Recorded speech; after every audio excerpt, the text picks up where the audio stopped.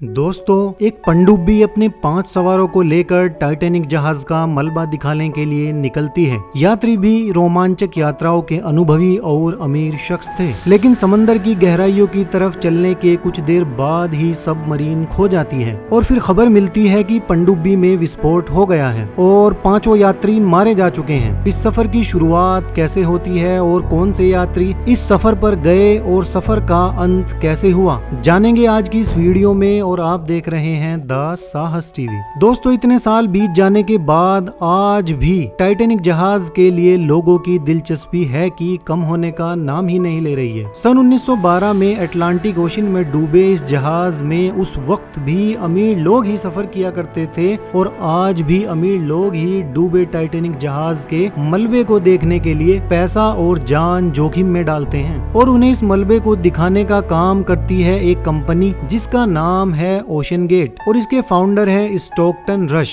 इसी कंपनी की एक सबमरीन टाइटन जो 22 फीट लंबी और 9.2 फीट चौड़ी और कार्बन फाइबर से बनी थी और जिसे खास तौर पर इसी काम के लिए बनाया गया था, अपने यात्रियों को लेकर 18 जून 2023 को अटलांटिक ओशन में उतरती है। पनडुब्बी में चालक सहित कुल 5 लोग सफर शुरू करते हैं। ये सभी लोग अपने फील्ड के माहिर और अमीर लोग थे। ये कंपनी को अपनी यात्रा के लिए लगभग 2 करोड़ पर मेंबर भुगतान करते हैं। टाइटन में सवार 5 लोगों में 58 साल के हामिश हार्डिंग थे। हामिश हार्डिंग एक बिजनेसमैन, पायलट, खोजकर्ता और अंतरिक्ष तक की यात्रा कर चुके थे और यूएई बेस्ड एक्शन एविएशन के प्रेसिडेंट भी थे। इन्होंने ही नामीबिया से चीते लाने के लिए भारत सरकार की मदद भी की थी। दूसरे यात्री थे पाकिस्तानी मूल के शहजादा दाऊद और उनका बेटा सुलेमान दाऊद। शहजादा दाऊद भी एक बड़े बिजनेसमैन थे और दूसरे यात्री थे खुद ओशन गेट कंपनी के फाउंडर और सीईओ स्टोकटन रश और पायलट थे फ्रांस के रहने वाले और टाइटैनिक स्पेशलिस्ट माने जाने वाले पॉल हेनरी नार्जलेट। ये सब समंदर की सतह से 12,500 फीट नीचे एक ऐसी जगह देखने जा रहे थे जहां पानी का दबाव 400 गुना ज्यादा होता है और सूरज की रोशनी तक नहीं पहुंच पाती है। चारों तरफ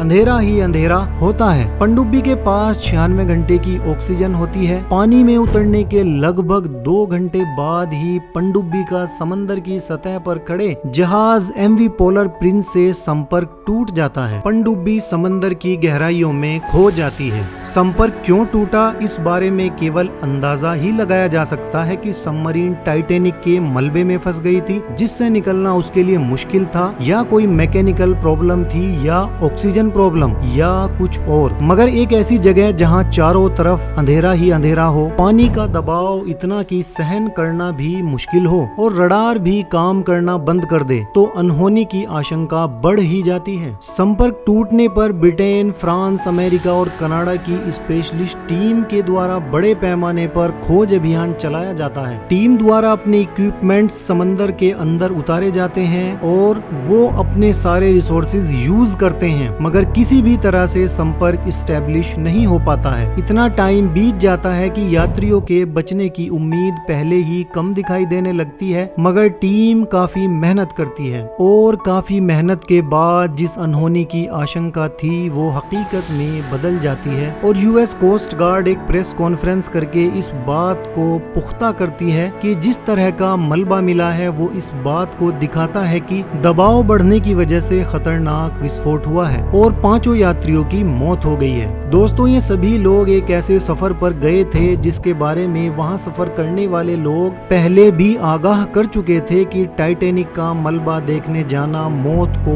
दावत देने के बराबर है। लेकिन फिर भी पता नहीं टाइटैनिक में ऐसा क्या जादू है जो लोग उसकी तरफ खींचे चले जाते हैं।